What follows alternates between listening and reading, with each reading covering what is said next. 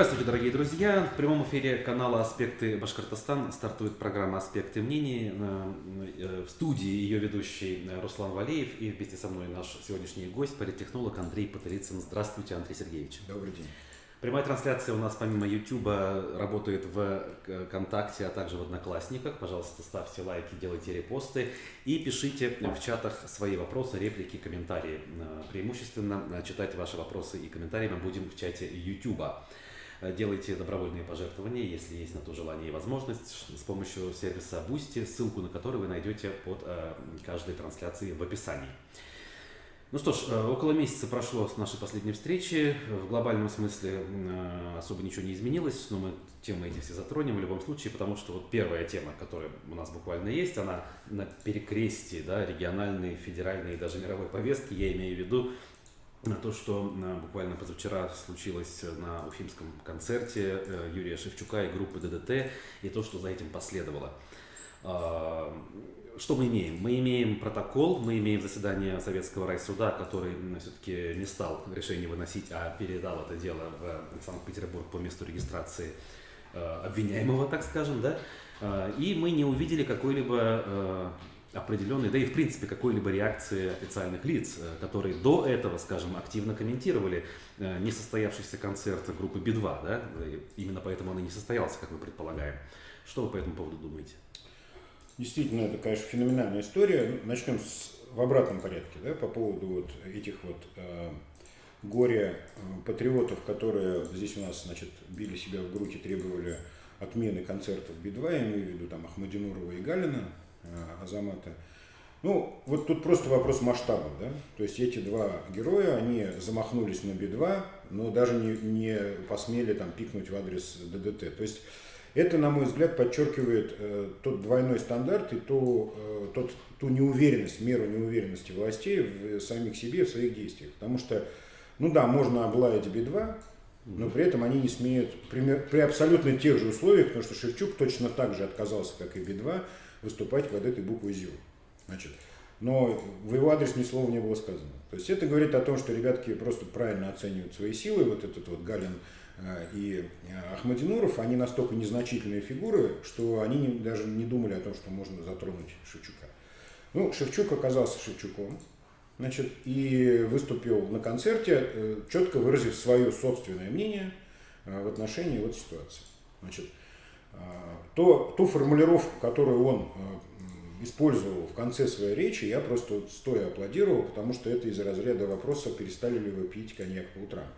То есть сейчас суд попадает в ужасную ситуацию, который должен либо доказать, что Родина – это жопа президента, либо согласиться с уважаемым Юрием Юлиановичем, что Родина – это не жопа президента. То есть это вот, ну, так бывает в русском языке. Умение им владеть – это то, чему нужно учиться вот этим вот двум политическим пигмеям, которых я упоминал, ну и многим-многим другим. Это первое. Теперь, значит, по поводу передачи из Ленинского Уфимского суда районного в Дзержинский суд Санкт-Петербурга, но это чисто юридическое явление, то есть сторона-ответчик ходатайствовала о передаче рассмотрения дела по месту жительства. То есть это ничего не говорит, кроме того, что я думаю, что у Шевчука в Санкт-Петербурге, ну, нормально организованная юридическая поддержка, ему здесь не надо будет бегать по Уфе и искать адвокатов, и там они этот вопрос будут обсуждать. Очень интересно понаблюдать за судом. То есть мне бы хотелось, чтобы и Шевчук, и там кто-то рядом обязательно освещали этот вопрос, вот ход этого дела в Дзержинском суде Санкт-Петербурга. Это очень важно, ну, для всех, по крайней мере, для нас, уфимцев, точно. Тему суда хотел бы немножко тогда развить. Вот, да, интересно, безусловно, будет то, что будет происходить в Санкт-Петербурге, но вот эта вот формулировка, да, вы упомянули, а как теперь это будет интерпретироваться. А есть ли разница для системы, как это интерпретировать, если они чувствуют буквально, да, если у них есть ощущение, что человек высказывается или какими-то действиями проявляет отношение к происходящему, они же не разбираются. То есть люди выходят с плакатами, со звездочками, там ничего не написано. Даже с белым листом. Даже с белым листом. То есть интерпретировать ничего не нужно. Ну, так, по крайней мере, такая сейчас практика сложилась, потому что юридически сформулировать эту претензию практически невозможно. То есть, ну, нельзя написать для суда инструкцию или практику судебных разбирательств,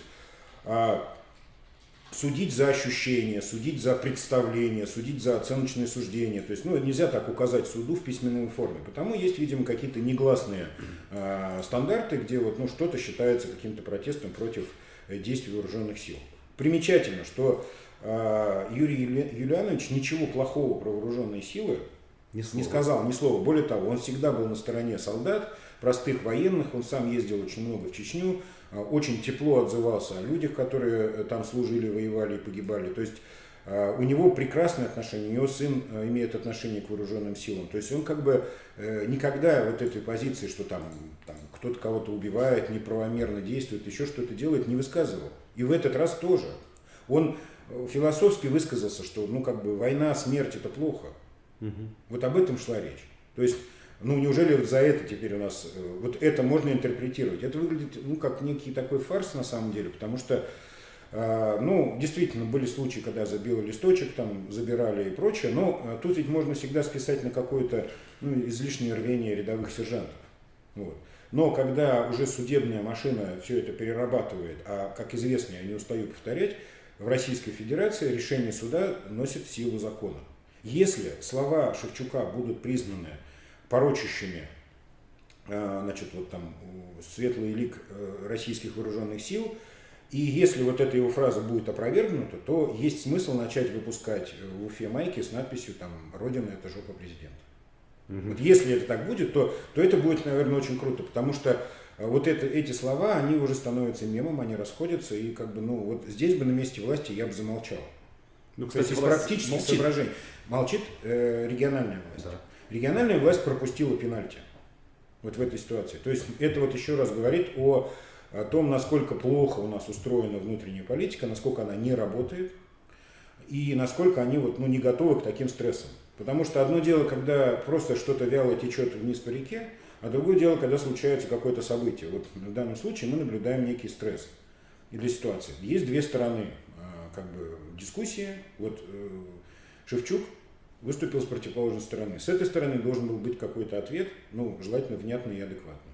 Ответа никакого нет. Они просто, у них кончился воздух в легких, они вот сидят с вытаращенными глазами. А как они должны были не пропустить пенальти? То есть запретить концерт? Они же все-таки должны были понимать, что на предыдущих двух выступлениях, как минимум, да, за последние там 2 месяца, когда уже все это началось, он не молчал. То есть было очевидно, что он и здесь что-нибудь доскажет. Да он всегда что-нибудь договорит. Да-да. Ну, это, во-первых, действительно, они, во-первых, должны были это предсказать и понять, что так случится. Ну, я рассуждаю с практической точки зрения, как бывший сотрудник управления внутренней политики администрации президента. То есть, что в этих ситуациях делается? Ну, надо какие-то превентивные меры принимать, да? Ну, их достаточно большой спектр есть у властей, и они его как время от времени практикуют, если умеют, вот в нормальных структурах. То есть, это и профилактические беседы, это и подготовка общественного мнения, и это в конечном итоге и реакция на какой-то вот такой стресс. То есть, если он случился. Но в данном случае мы не видим вообще ничего, то есть, судя по всему, никакой работы предварительно не проводилось.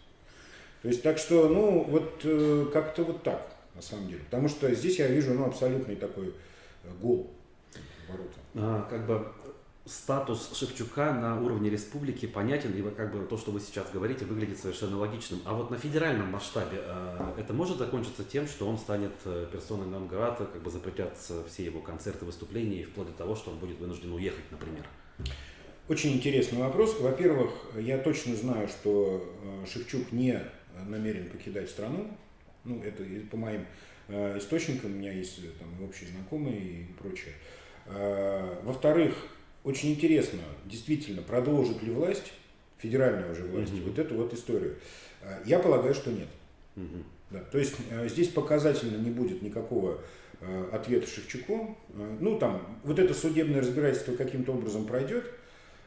Посмотрим, как оно, чем оно закончится, да, то есть у суда тоже есть некий спектр возможностей по принятию решений, значит, может быть, оно затянется в долгую историю, возможно, там назначат какие-нибудь экспертизы и прочее, то есть, ну, это есть такие инструменты, и потом тихо-тихо забудется, где-нибудь там всплывет каким-нибудь решением. Вот, это было бы тактически верно, на самом деле, со стороны властей, как так бы вот надо бы сделать. Ну, хватит ли ума? Ну, с другой стороны, Санкт-Петербург – это не Уфа, и политические власти Петербурга, это, ну, они на голову выше и компетентнее, чем башкирские, потому, наверное, вот как бы так. А чем закончится, мы пока не знаем. Если предположить, что это действительно будет как-то спущено на тормозах, это может стать неким сигналом же, руководством к действию для остальных, которые до сих пор привыкли к тому, что как бы никаких поблажек никому, а тут раз поблажка, значит, другим вот, можно. Да, понимаете, рано или поздно это случается. То есть бесконечно это продолжаться не может. Но обструкция Шевчука, Шевчук это фигура масштаба, ну, условно говоря, Аллы Пугачевой. То есть, вот вы говорили, там спрашивали, значит ли он что-то на федеральном уровне. Да, конечно, значит, очень сильно значит. То есть, это первый ряд. И более того, Шевчук достаточно уникальная личность в том плане, что он не просто певец ртом, там, хороший певец ртом, он в большей степени некий нравственный ментор. То есть, он во многом задавал определенные нравственные позиции. И самое страшное для властей, то, что его аудитория, это не дети, это не аудитория Моргенштерна. Это люди 30-50. Вот. То есть очень важный диапазон возрастной, который сейчас, на самом деле, среди них-то и есть основной контингент поддерживающих действия властей. Соответственно, расшатать вот этот контингент, внести в их мировосприятие какой-то раздрай и сказать, что как же так, то есть вот там, мы любим Шевчука, мы там с его песнями там воевали в Чечне, а теперь, значит, этого Шевчука, значит, провозгласили там врагов народа и прочее, прочее, да мы не верим. То есть возникает когнитивный диссонанс, что столь любимый Аббасом Радиковичем. То есть вот мы попадаем в такую ситуацию. Пойдет ли на это власть? Я не знаю. Я сейчас вот в последнее время вообще затрудняюсь прогнозировать действия властей, потому что там такое ощущение, что в бухгалтерию попала граната. То есть как бы там такая каша, такая непредсказуемость, такие какие-то странные выверты происходят, что тут трудно очень что-то прогнозировать. Те же самые власти как бы сначала запустили информацию, что в этом году отменят выборы в регионах губернаторские, я имею в виду. Правда, нашей республики это вроде как не касается, понятно, да? Но в целом как бы эту историю откатили назад. Это то же самое, то, о чем вы говорите, что нет как бы единого центра, который как бы точно понимает, как действовать? Нет, это было типичное зондирование. То есть если мы внимательно присмотримся, с какой стороны прилетело предположение об отмене выборов, то есть как обычно в этих ситуациях вброс произошел со стороны таких полуполитических полуфриков, всевозможных там Марковых и прочих, да, то есть, Миронов там стал визжать, вот это «Справедливая Россия за правду», значит, что давайте отменим деньги, сэкономим, а деньги отдадим Донбассу, значит, и прочее, прочее. Вот, то есть фрики вбрасывают информацию, потом анализируется реакция общества и, кстати, политических элит тоже. То есть как бы тут в меньшей степени интересовались вообще-то реакцией там избирателя, потому что избиратель уже набрал критическое безразличие к выборам, и тут без вопросов отменить можно. А вот элиты нет. Они привыкли к этим циклам, они привыкли планировать что-то, например, смену губернатора, которая вот должна случиться, очень многие под это подбивают какие-то свои интересы, какие-то свои процессы. То есть, видимо, выяснилось, что есть существенная мера неприятия этого решения, и выступил уже более или менее адекватный спикер, который сказал, да вы что, какая отмена выборов? Не планировали, даже это, кто что сказал, их и спрашиваете. Но это давнишняя технология Кремля, она работает уже несколько лет. То есть, таким образом, они избегают совершения таких крупных ошибок на уровне предварительных заявлений. Да? То есть, Песков же не говорил, что отменим выборы. Нет, даже близко вообще не упоминал. Потом вышел Володин и сказал, ребят, перестаньте, что за слухи грязные. Конечно, выборы будут. То есть, это технологически такое очень выверенное действие, оно давно у нас предпринимается по разным поводам, так что как-то так. Понятно. И на этом фоне все-таки, наверное, еще раз спрошу. Слухи о том, что Ради Хабиров уедет из Башкирии куда-то на Донбасс и так далее, они продолжают вбрасываться так или иначе. В ту сторону, так скажем, да? На этот счет ваше мнение. Все это бред или имеет хоть какие-то основания под собой? Мнение мое неизменно здесь. Я уже много раз транслировал, что Хабирову время ухода это, начиная со второй половины 23 года. То есть весна, лето, может быть осень 23 года, вероятнее весна-лето, вот это время ухода Хабирова с своего поста, исходя из логики администрации. Мы понимаем, что сейчас, конечно, все меняется стремительно, могут случиться какие-то там черные лебеди, могут случиться какие-то ослабления, скажем, лоббирования, потому что, губернатор, простой обыкновенный российский губернатор держится на нескольких гвоздях. вот на своем посту. Один из этих гвоздей – это какое-нибудь серьезное лоббирование какой-нибудь очень крупной государственной промышленной группы. Например, там, Ротенберги, Сечин, Ковальчуки. Значит, вот это вот, как кто-то из этих людей заходит и говорит Владимиру Владимировичу, что, пускай посидит, нормально, все хорошо. Владимир Владимирович говорит, окей. У этих промышленных групп должны быть интересы в регионе, которые они, скажем, не дореализовали. Вот история с Хамитовым была четко такая. То есть пока Башнефть не завершила свой цикл, необходимый ей для отъема, имеется в виду Роснефть, перехода Башнефти из рук в руки, вот до этого момента Хамитов мог спать спокойно и сидел на своем месте. За ним стояла крупная промышленная группа, она его удерживала на этом месте. С Хабировым ситуация сложнее, то есть у него есть определенные лобби, он, по крайней мере, очень интенсивно всегда пользуется разными этими поддержками, костылями. Может случиться какое-нибудь несчастье, кто-то из этих отвернется его, спонсоров политических и так далее. Но пока я считаю, что он до 23 года, примерно до середины 23 года может не беспокоиться, еще год нам придется его терпеть. А середина 23 года это откуда такая точка отсечения? Вроде до выборов буквально немножко год остается, да? Вот, в этом-то и дело. То есть я исхожу из логики вот этой вот технологии Кремля, когда истратившийся губернатор должен несколько заранее уйти, потому что нельзя за 2 месяца до выборов, до переназначения, даже до переназначения, нельзя так делать, то есть это будет хаос. Он должен каким-то образом устояться, чтобы прийти к должности уже в статусе человека, который владеет ситуацией. То есть так как у нас замены с каждым разом становятся все более и более болезненными, все более и более чуждыми. То есть Хамитов, Хабиров – это уже абсолютные импланты. То есть люди, несмотря на их башкирское происхождение, в большей или меньшей степени у того или другого, но в конечном итоге они все равно люди, привнесенные Кремлем, это ощущается, это очень раздражает население. И потому нужно как-то его сначала адаптировать, чтобы он тут корешки пустил, друзей пригласил, неугодных убрал, как-то немножко, так сказать, освоился, а потом бац и становится губернатором. То есть исходя из этой технологии, я примерно себе предполагаю, этот срок, это где-то, июль, август, может быть, сентябрь 23 года. Вот самый оптимальный срок. А уж как пойдет, как граната рванет, мы не знаем. То есть, когда нам сватают мэра Тюмени, это вполне себе допустимая, хотя бы процентов на 20 реальность. На данный момент я вообще не оцениваю реальность предлагаемых сейчас кандидатов, потому что они все это беспочвенные предположения. Все они, начиная с Елалова, который действительно ему прочат в определенном смысле, что по логике вещей, вроде как человек здешний, набрался определенного веса в Совете Федерации, оброс знакомствами, очень дружит с одним из бывших охранников Владимира Путина, то есть у него прямо все предпосылки. Но повторюсь, пока это пустые разговоры. Потому что если у нас сохранится схема та же, которая существовала на данный момент и существует, имеется в виду негласное, но стопроцентное одобрение Владимиром Путиным кандидатуры, Путин принимает решение практически в последний момент. То есть, когда нужно уже принять его, то есть он еще какое-то время потянет, подумает и неожиданно примет решение. То есть, по крайней мере, он так это все преподносит. Так что любые кандидатуры сейчас обсуждать с процентами достоверности, это бессмысленно. Ну ладно, вернемся, как говорится, к сегодняшнему дню. На сегодня у нас республиканские власти в большом составе представительном посещают дружественный Узбекистан, налаживают экономические связи, подписывают 200-миллионные контракты, вроде как анонсируются, в долларах причем, и очень довольные публикуют посты в социальных сетях. А журналисты обнаруживают, что все это, и экономисты в том числе, что это очень недешево стоит для бюджета, и что не все, слава богу, с конкурсными процедурами по поводу организации этих самых перелетов.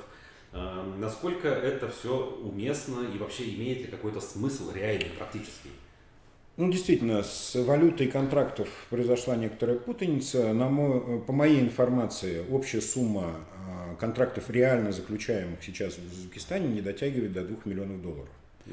200 миллионов рублей, может быть, и то, что смотря по какому курсу считаем, то есть долларов, конечно, нет. Это начнем, опечатка Башинформа бывает. Им что рубли, что доллары. Скоро, кстати, они сравняются, судя по бирже. Так что, это раз. Второе, действительно, Хабиров и его команда совершенно необъяснимым образом привержены какой-то абсолютно азиатской роскоши, вот к этим вот джетам, кожаным диванам. Я подозреваю, что на организации этих мероприятий очень сильно пилятся деньги, потому что цена действительно запредельная. Они как-то раз в Волгоград слетали по-моему, то ли по 8, то ли по 4 миллиона рублей за человека. Вот есть такая цифра. Вот я не помню, я помню, что это несколько миллионов рублей на человека, при том, что билет в Волгоград стоит там 6 тысяч. Вот. Я не могу допустить, что это такая цена реального самого перелета. Тут какая-то игра цифрами, видимо, в чью-то пользу, да, в чьи-то ворота, в чьи-то карманы. Не буду утверждать, но предполагаю, потому что стоимость этого туризма, она уже совсем как-то вышла за грань, потому что последняя поездка в Узбекистан 20 миллионов рублей. Там, без малого, да, 19 миллионов 970 тысяч. Это, запредельная цена абсолютно. Даже при нынешних их ценах и нынешних вот этих всех вещах.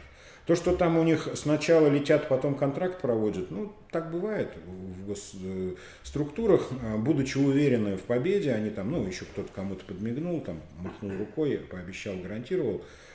По сути, авиакомпания их перевезла бесплатно сейчас на данный момент. То есть вот сейчас платежи не прошли, потому что еще и конкурсные процедуры не до конца завершены. Вот, верят на слово друг другу. Авиаперевозчики, это лишний раз говорит о техственных отношениях. Таких отношений не должно быть, то есть заплатили деньги, полетели. И потом стоимость перелета тоже надо бы как-то немножко. Все-таки, Фарвазов ушел, теперь некому проверять дорогого Радия Фаритовича, да и не проверял он его толком. Так что... Так член команды. Да. Тут да, вот эта система рука руку моет, у них она налажена самым таким отменным образом, соответственно, контроль может произойти только со стороны федеральных органов. То есть это единственное, что их может пугать в этой ситуации. Посмотрим. Что касается цены перелета, в общем, более-менее ясно, а вот концептуально, сами по себе поездки, да, вы сказали, что контрактов, скорее всего, не так много, как нам обещали. Но может мы можем предположить, что это как бы личные отношения дружеские позволят наладить для разных кругов, и впоследствии мы все-таки что-то получим из этого? Рост турпотока, я не знаю, какие-то контракты будут заключены после, когда люди уже более близко с друг другом познакомятся, как-то пообщаются. Нет, давайте так, в философском плане контакты с любыми территориями – это польза. Так. Люди контактируют, общаются, предлагают товары, ищут какие-то схемы. Замечательно, это всегда благо. Вопрос реализации каких-то конкретных вещей, то есть если мы сейчас здесь начнем плести каракалпакские ковры, во-первых, я очень сильно удивлюсь. Во-вторых, на самом деле этого не случится. Потому что спрос и рынок каракалпакских ковров так мал и так незначителен, что им дополнительное еще производство, наверное, точно ни к чему. Это первое. Второе, да не потянут. А третье, это то, что вот эти наши квази-союзники, которые находятся по границам с Российской Федерацией, стремительно разбегаются. То есть Узбекистан, Казахстан, Туркмения, многие другие страны с величайшей опаской сейчас смотрят на взаимодействие с Российской Федерацией. То есть они сейчас пытаются оценить, эти санкции, которые будут на них наложены в случае, если они нарушат эти принципы, которые диктуются сейчас коллективным Западом.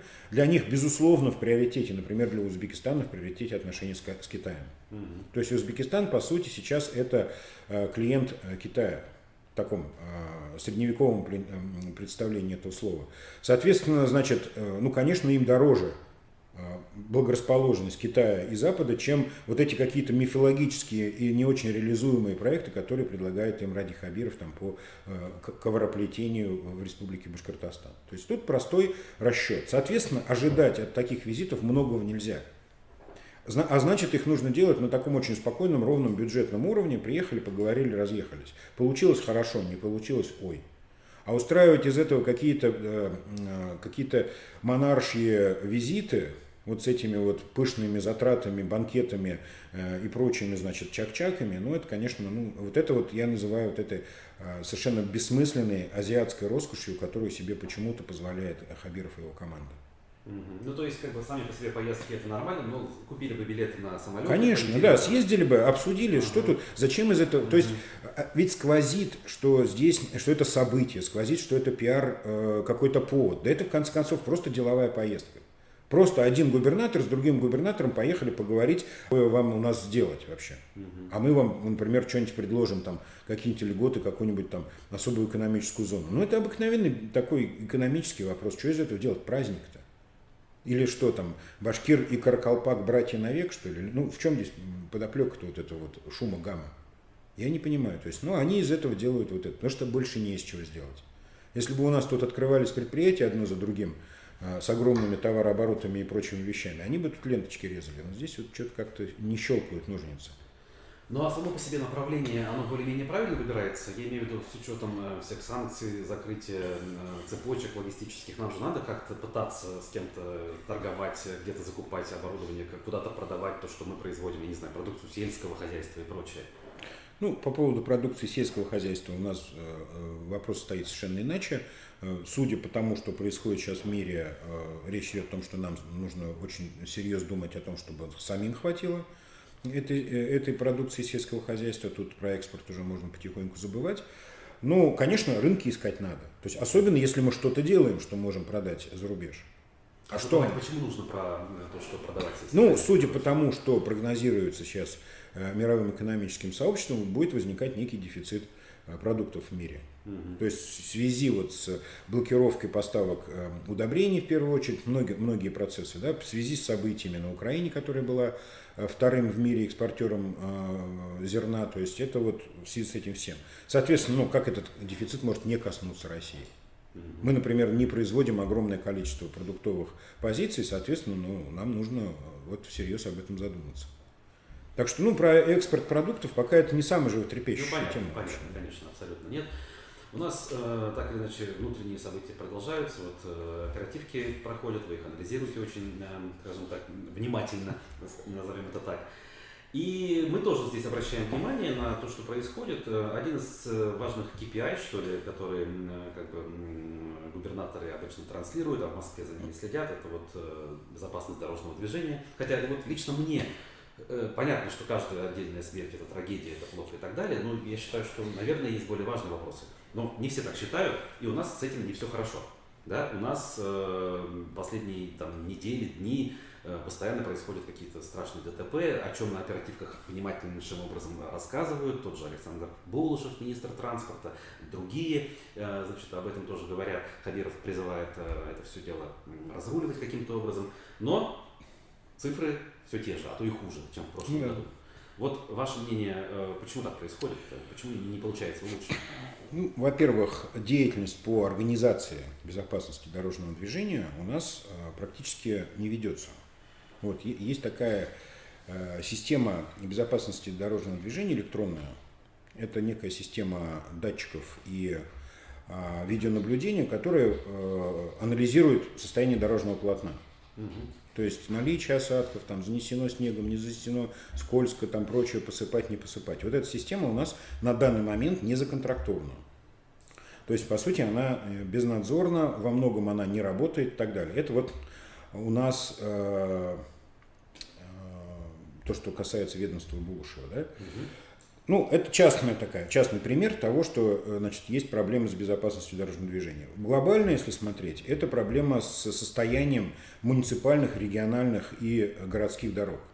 Вот с федеральными трассами более или менее ничего. Я вчера ездил по М5, посмотрел, но состояние вполне себе приличное этой дороги. Очень хорошо, новые бетонные отбойники, раздельные полосы. И в подтверждение вот этого тезиса, что вся проблема на региональных дорогах, говорит статистика. Вот на недавней оперативке было замечательно, проскочило у них, нечаянно они обговорились о том, что насколько отличается количество погибших, раненых и пострадавших, количество ДТП на федеральных трассах и на всех остальных. Это просто разы. То есть основные проблемы это город и муниципальные дороги. Вот здесь вопрос организации безопасности движения близок к нулю. То есть усилия, потому что состояние дорожного полотна – это одна из главнейших причин. Вот принято ругать Гильмудинова, но бытность свою начальником ГИБДД Гильмудинов бесконечно писал об этом письма в разные инстанции, в правительство республики, там, федеральные органы и так далее, что там подавляющее большинство тяжелых ДТП происходит по вине состояния покрытия дороги. То есть зимой это колейность, машину бросила, кинула, она на встречку вылетела и так далее. Конечно, там, ну да, пьяные водители тоже являются причиной, то есть их много. Но чтобы кардинальным образом снижать аварийность на дорогах, нужно заниматься муниципальными и городскими дорогами. То есть вот эти все бодрые истории Булушева о том, что он заделал там 65% дефектов на дороге, ну так вот у него должна быть динамика и по аварийности в ту же сторону двигаться. Если он сейчас на 65% улучшил дороги по сравнению с январем, то у него это должно отразиться, вот это закон математики. У него должно отразиться, а у него в обратную сторону отражается. Это говорит о том, что господин Булушев, ну он господин Саврамши. То есть либо не заделал, либо так заделал, что все равно машины бьются. Ну, повторюсь, причин для ДТП целый спектр. А насколько реально на региональном уровне, условному Булушеву, министру транспорта, действительно повлиять на это? Есть ли достаточное количество ресурсов для этого? Нет, если мы говорим персонально о господине Булушеве, то да, я тут уже, как, честно говоря, опускаю руки, потому что, ну, по моему представлению, он человек не самостоятельный. То есть он на самом деле не министр. Вот, есть некие серые кардиналы крупных дорожных процессов. Это господин Абдрахимов, это, как ни странно, и господин Тажидинов, и еще несколько фамилий людей, которые лично занимаются некоторыми крупными строительными проектами. А Булушев, он у них для прикрытия. Соответственно, как бы, ну, вот мера его самостоятельности для меня под очень большим вопросом. Но если мы берем абстрактного министра, ну, то есть не господина Булушева, а вообще министра дорожного и транспортного строительства в Башкирии, у него в руках 31 миллиард рублей дорожного фонда. По сути, он может определенным образом влиять на расходование этих денег, он может поставить достаточно эффективный барьер на пути расхищения этих денег, которые происходят регулярно, и прочее, прочее. Дорожное строительство – это одна из самых коррупционно емких отраслей в Российской Федерации. То есть там бездонный есть потенциал для улучшения. То есть, на мой взгляд, от 40 до 50% денежных средств там расхищается. Но это мое субъективное суждение. Ну, вот, то есть там огромный потенциал. Пожалуйста, было бы желание. А еще у нас денежные средства, которые выделяет федеральный бюджет, не могут вовремя дойти до нуждающихся семей. То, что также докладывалось министром семьи, труда и соцзащиты Ленарой Ивановой, у нас, ну, по-моему, это и вас удивило, да, и меня тоже, как бы, поразило. Казалось бы, деньги есть, и давно известно, что есть проблема, но они все молчат, а люди, соответственно, жалуются, а что же происходит. Это вот о чем, опять же, говоришь? Это недоработка отдельно взятого министра Ивановой, или это вот, я не знаю, сговор такой? О чем это говорит? Ну, смотрите, здесь очень простая и очень трагическая история. Значит, берете монтажника печатных плат 5-го разряда из города Красногорска, привозите его в Уфу и делаете министром цифрового развития. Пристегиваете к нему экс-работницу профсоюзного, значит, центра, и мы получаем вот эту тесную компанию, которой поручается создать сложную цифровую платформу для регистрации граждан, распределения денежных средств, там, значит, верификации и прочих вещей. Абсолютно понятно, что вот эта теплая компания дело проваливает.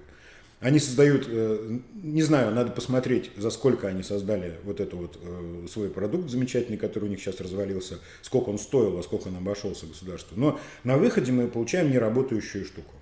Все. Но здесь это было гарантировано.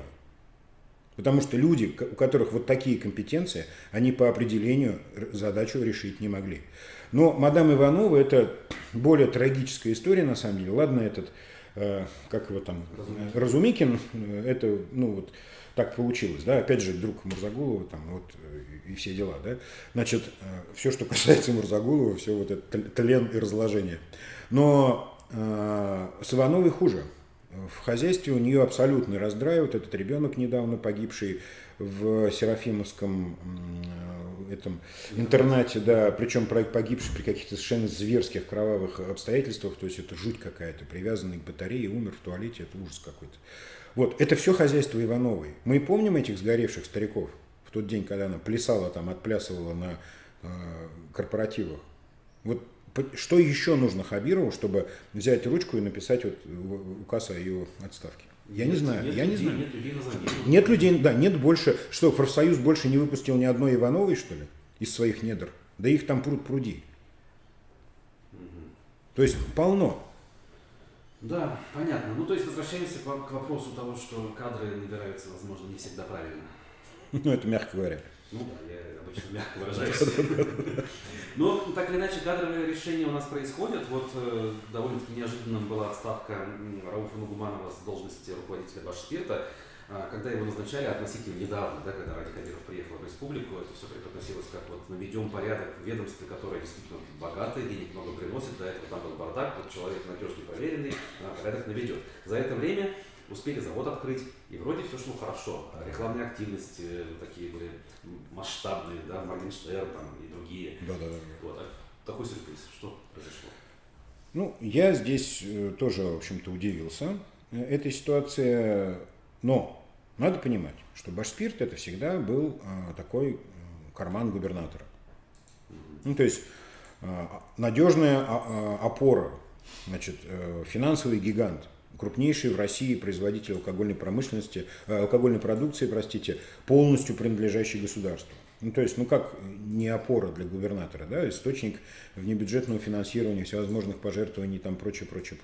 Так, всегда, ну, то есть Хамитову Башспирт там, например, купил прекрасный автомобиль, значит, ну и так далее. А у Хабирова сложилась ситуация, что этот замечательный и один из лучших, наверное, может быть и лучший государственный актив в Башкирии, пользовали его другие.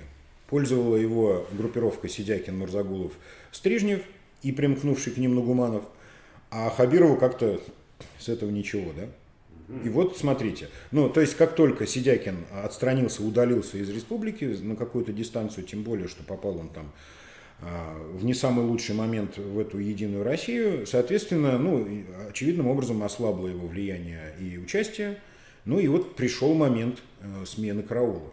То есть Хабиров ставит на место абсолютно сидякинского и стрижневского человека Нугуманова, вместо него ставит Фарвазова, своего главного инспектора, который возглавлял контрольно-ревизионное управление администрации Хабирова. Человек, ну, 100% Хабирова.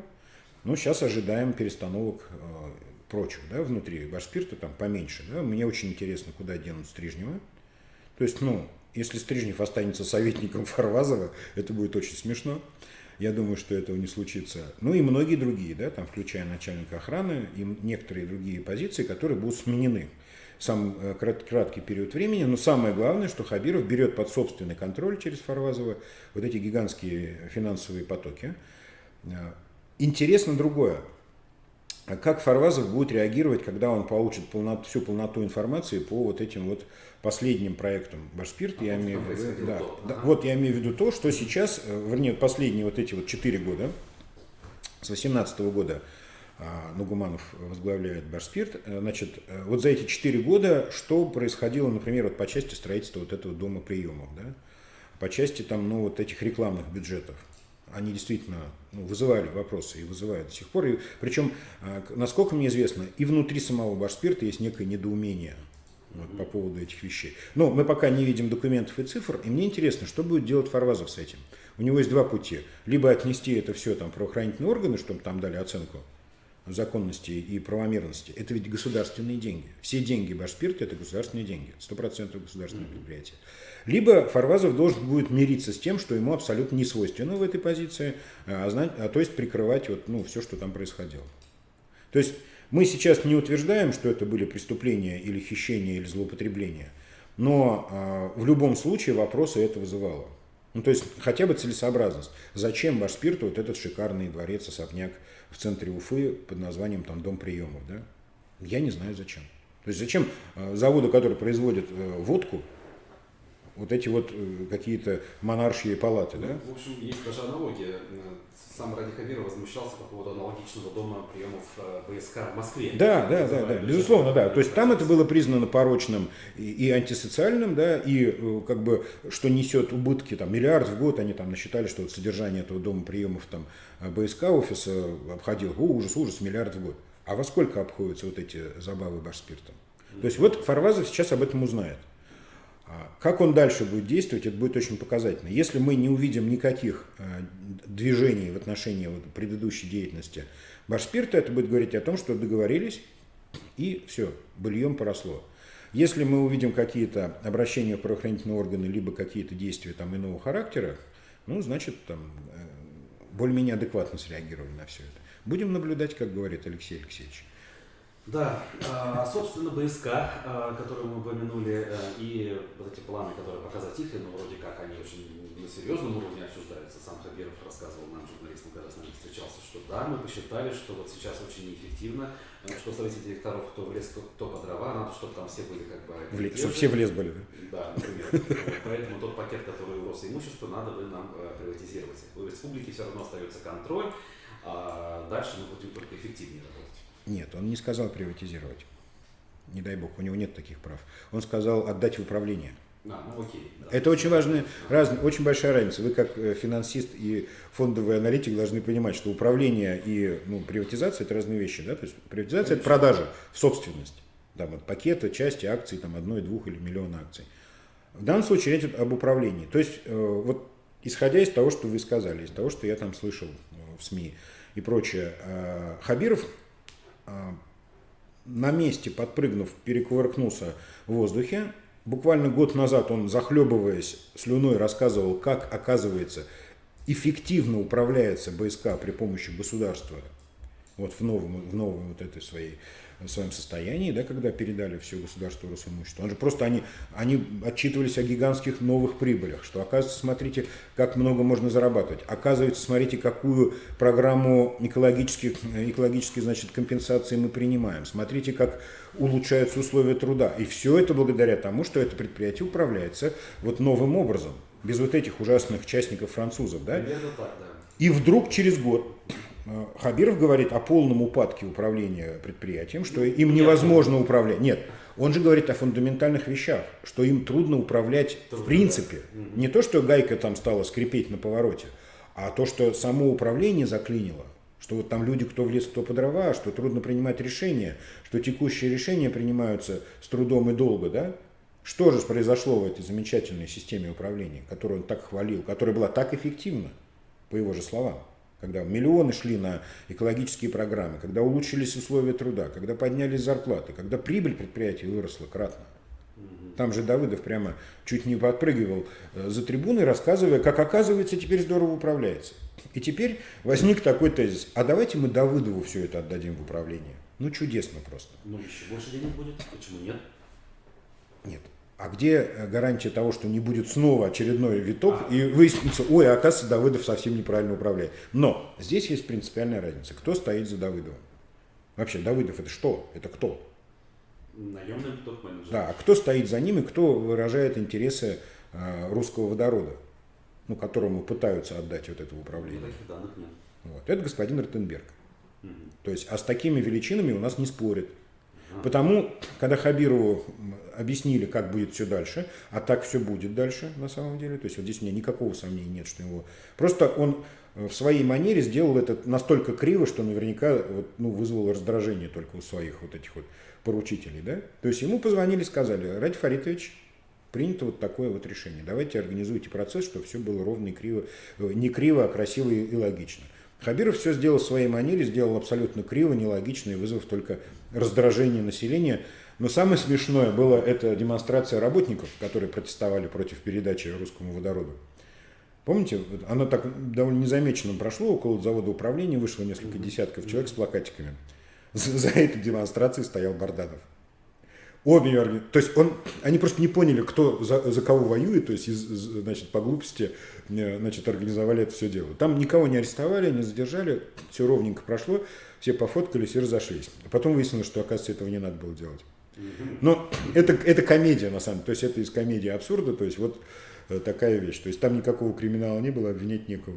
Но это лишний раз говорит о абсолютном раздрае и непонимании того, что происходит вот, и на федеральном уровне, и на глобальном каком-то уровне промышленных переделов у нынешней администрации.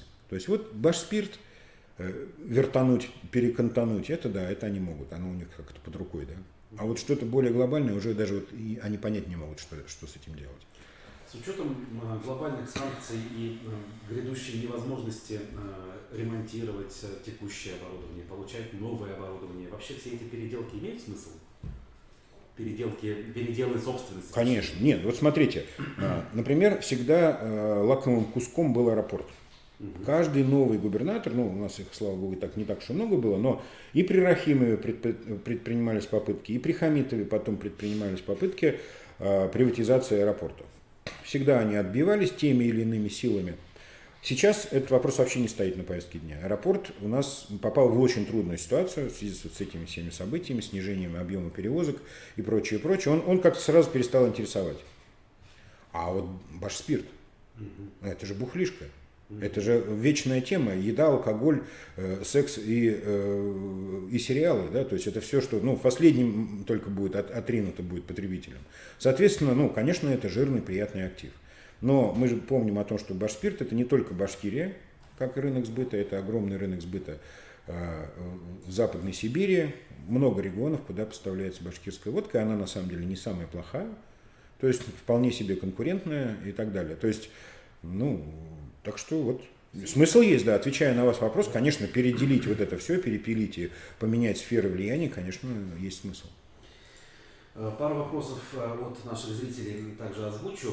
Конкурсный управляющий компании «Зеленая роща» входит в ГК «Госстрой». Ильдар Ахметьянов направил в арбитражный суд республики заявление о привлечении владельца «Госстроя», экс-депутата Горсовета Кирилла Бадикова, к субсидиарной ответственности по обязательствам должника. Ахметьянов просит суд взыскать с Бадикова 396,3 миллионов рублей. Вообще, вот, что с делом Бадикова, спрашивает наш слушатель Владимир. Ну, Бадиков арестованный сидит, значит, под стражей. Судя по всему, ну, как в моем представлении, я не знакомился с материалами дела, но понимая вот эту подоплеку и канву, я предполагаю, что его ждет судьба Комлева. То есть будет какой-то большой-большой срок. По поводу вот субсидиарной ответственности и попытки, ну, каким-то образом компенсировать хоть какие-то затраты из личных средств самого Бадикова, вот здесь у меня большие сомнения, потому что Кирилл Владимирович мужчина, наделенный очень богатым опытом всевозможных кризисных ситуаций, и знает прекрасно, где, как, что прятать, если есть что прятать. Соответственно, конечно же, как и у Комлева, ничего найдено не будет, соответственно, там компенсаций никаких здесь не светит. Тут важнее думать о ситуации с компанией «Садовое кольцо», то есть каким образом довыстроятся отношения с властями, они до сих пор не нормализованы, все еще пока вот сейчас вот по тонким ниткам бегают, значит, и пытаются договариваться, потому что, ну, грядет какой-то социальный взрыв на самом деле, если не предпримутся какие-то серьезные вещи со стороны, значит, властей. Мы же помним, что все уперлось в то, что Бадиков замкнул на себе формальные функции директора, генерального заказчика, соответственно, ну, вот без его подписи до сих пор пока все еще ничего нельзя сделать. То есть, если действительно не обанкротят вот эти предприятия и не сотрут их из этой схемы, ну, он будет все еще, даже сидя там под стражей, он все равно все еще директор. То есть, вот тут надо заниматься этим вовсе, а не попыткой найти вот эти мифические миллионы, они, конечно, найдены не будут. Продолжая тему денег, уполномоченный по правам человека в Башкирии Закамалдин заработал в 2021 году 4,3 миллиона рублей. Так, имеет то-то, то-то. Значит, и вопрос. Вы верите в официальные отчеты чиновников и депутатов, и особенно бывших силовиков, ну, видимо, отчетах о доходах речь идет? Мой ответ очень короткий. Нет, не верю, потому что я точно знаю, что они получают, имеют доходы существенно выше, чем те, о которых отчитываются. То есть это не предположение, это в моем случае мне доподлинно известно. Знаете, в Уфе у нас все-таки как-никак тоже жизнь какая-то есть, пытается даже налаживаться. Может быть, да, у нас главу администрации поменяли. Он нанял себе заместителя по работе со СМИ Дениса Ганиева, хорошо, наверное, знакомого нашей аудитории как минимум. Что по этому поводу думаете? Ну, вот, к сожалению, наш новый мэр все больше и больше превращается в какого-то фрика, совершенно... Ну, веселый парень, с гармошкой, с друзьями-КВНщиками, на велосипеде. То есть, понимаете, российская власть, она должна быть в глазах населения важной. Сакральной. Ну, она когда-то была сакральной, еще вот буквально 100 лет назад, да, и мы от этого все еще не отделались. Но солидность для власти у нас это обязательное свойство. То есть мы все еще не Европа в том смысле, что для нас, ну вот, там, условно говоря, мэр в шортах, в тапках, на велосипеде, там, или, не дай бог, значит, там еще в чем-то, он вызывает у абсолютного большинства людей, у некреативного класса, у глубинного народа, он вызывает недоумение. Это первое. Но это визуальная история. Ладно, хорошо. А чего мы хотим? Мы же как раз хотим, чтобы они были нормальные из народа. Вот Мавлиев тот же публикует фото из эконом-класса как раз таки. А мы выше говорили, что у нас вот ведут... Нет, мы не говорим о том, чего хотели мы с вами, Руслан. Мы говорим о том, чем питается глубинный народ. Так. Вот глубинному народу это не надо. Он должен видеть солидного хозяйственника, вот это замечательная терминология наша, который вот вылазит с трудом из толстого черного джипа, подходит, хмурит брови, дает указания своим подчиненным, они, значит, в страхе разбегаются и начинают работать. В конечном итоге, конечно, по итогам будут ценить. Но пока Мавлиев-младший производит на меня довольно удручающее впечатление человека, избыточно увлекающегося вот этими вот спецэффектами. Этого было достаточно в Нефтекамске. То есть эконом-класс это спецэффект? В том числе, да, конечно. Да. То есть, если ты летишь эконом-классом, то вот если бы он знал, что такое на самом деле пиар-технология, то он бы должен был вот этот сигнал подать извне. Кто-нибудь должен был бы сфотографировать его, выложить у себя в Инстаграме, ну, кто-нибудь из существенных фигур медийного поля. И потом, конечно, да, и потом потихонечку это должно разбегаться вот так, из заходить. Ну, я рассказываю секреты профессии, да, и вот тогда все бы сказали, ах, какой классный парень Мавлиев. А когда Мавлиев сам себя фоткает, значит, в этих вот обстоятельствах, да, но при этом он не фоткает себя в салоне папиного вертолета, да ведь? Ну, это глупо. То есть это неэффективно, это не работает на эмоциональной точке, вернее, на эмоциональном уровне. Соответственно, вот я отвечаю на ваш вопрос, мы что-то заболтались, пока он на меня производит впечатление холостого выстрела. Вот пока так. Но шансы еще не потеряны. Шансы есть у всех и всегда. То есть если взяться за голову и отбросить вот эти вот свои провинциальные привычки, которые его, к сожалению, тянут на дно, или просто посоветоваться с нормальными специалистами и экспертами, что я всегда желаю всем новопришедшим начальникам. То есть здесь дело не в Мавлиеве. Я всегда этот совет давал вновь пришедшим руководителям. Человек есть человек, он много чего не знает, много чего не понимает. Он может быть специалистом в какой-то области, но он, там, вот, скажем, в пиаре они никто ничего не понимают. И не дай бог, если кому-то из них показалось, что они понимают. Вот это люди, которые совершают самые тяжелые ошибки впоследствии. То есть так вот, так было с Елаловым, так было с некоторыми другими руководителями. Боюсь, что так же будет с Мавлиевым. В его хозяйстве понятно, что вопросов достаточно, они достались по наследству, тут как бы ни для кого не секрет, но у нас есть электротранспорт в городе, который ну, вот просто-напросто он вроде как бы ездит, он вроде бы есть, но в то же время всякий раз мы понимаем, что это вот буквально последние вздохи. На ваш взгляд, есть шанс справиться? Надо ли справляться вообще? Или тут вообще это политическое решение на уровне руководства республики, а то и федерального центра вообще может быть, учитывая объемы денежных средств, которые для этого нужны? Ну, учитывая плачевное состояние вообще с общественным транспортом в Уфе, вот изъятие из его общей массы электротранспорта, наверное, это будет катастрофа. Ну, то есть это будет настолько существенное уменьшение, снижение качества жизни для уфимцев, что оно будет ощутимо. Это первое.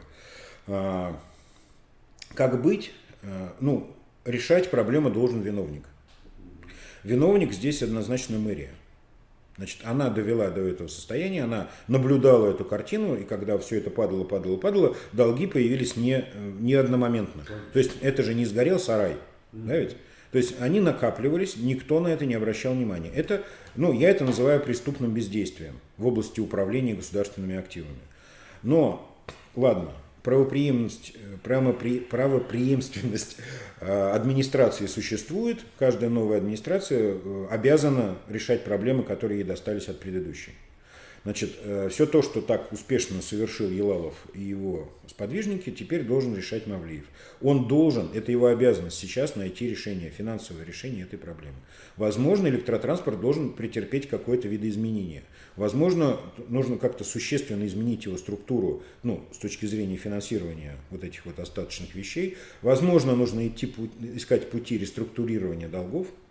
Вот о чем бесконечно говорит вот этот Рыбалка, арбитражный управляющий. Да. Он же ведь он до конца не идет на конфронтацию с мэрией. Он сейчас отнес, он все еще не отнес исполнительный лист. Ну да, а мог бы остановить. А мог бы, вот, завтра мог бы просто остановить каждый железный трамвай, и он встанет и отправится в депо, и он начнет их продавать. В том числе на металлолом, например. Если у него не найдется покупателей на трамвай как на транспортное средство, он вправе продать его просто как металл. И он будет в своем праве. Так устроено все. Но он все еще пытается найти. Но я так понимаю, что Мавлиев очень боится этой проблемы, потому что она для него нерешаемая и нетипичная. В Нефтекамске не было трамваев. Вот ему нужно из этих коротких штанишек выбираться. Он вот этот золотой мальчик, который казался золотым на уровне Нефтекамска, здесь он очень таки тускло выглядит. То есть нужно либо привлекать специалистов, либо нужно разрабатывать какую-то программу. Нужно реструктурировать долги. В конце концов, все мы люди, и кредиторы МОЭТа тоже, наверное, хотят видеть решение проблемы человеческим способом, а не путем продажи трамваев на металлолом. То есть я понимаю, что за всем этим там маячит вот это вот земельный участок, как бы вот депо Зорина, да, но вот здесь есть одно интересное такое как бы решение, которое я вот рекомендую им принять. Введите мораторий на продажу этой земли вообще, чтобы никому она не казалась лакомой. И тогда проблема МОЭТа вдруг начнет решаться.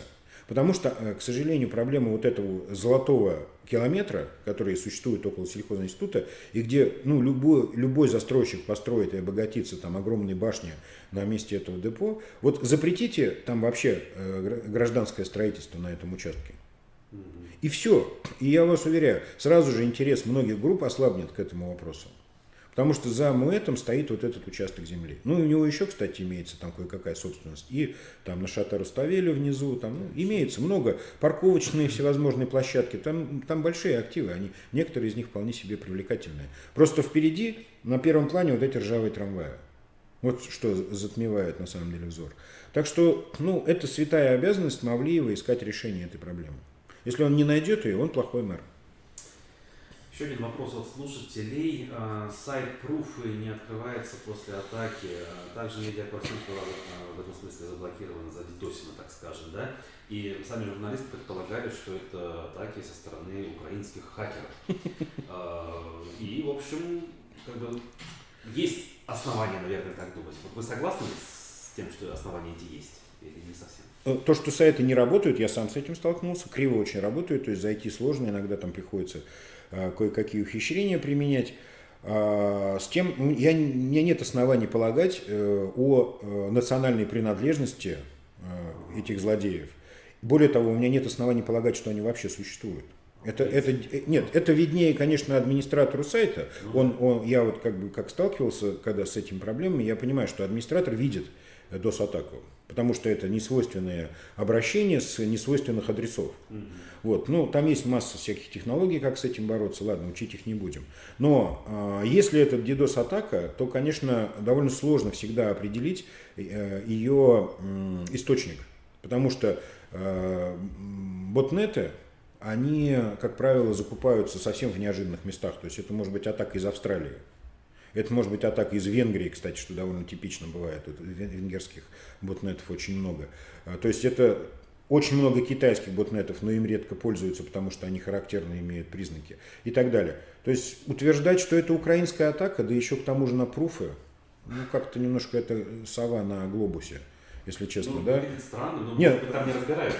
Возможно, да. То есть нет, мы не знаем масштабов вот этого вот кибервойн. То есть, может быть, они просто составили список из нескольких тысяч там региональных СМИ и просто их бомбят. Если это так, то да, может быть. Потому что то, что кибервойна началась, это очевидно. То есть вот докатилась ли она до нашей глубинки, я не берусь утверждать. И под занавес тут вот где-то промелькнул вопрос. Закончится ли в обозримом будущем спецоперация? Заживем ли мы хотя бы более-менее нормально? Значит, разбиваю этот вопрос на два. Первый, безусловно, как все в этом мире, конечно, так и закончится спецоперация. Не знаем, чем. Заживем ли мы нормально? Нет. После этого всего мы не заживем нормально. В любом случае. Спасибо большое. Это был политтехнолог Андрей Потылицын. Меня зовут Руслан Валиев. Желаем хороших выходных. Берегите себя.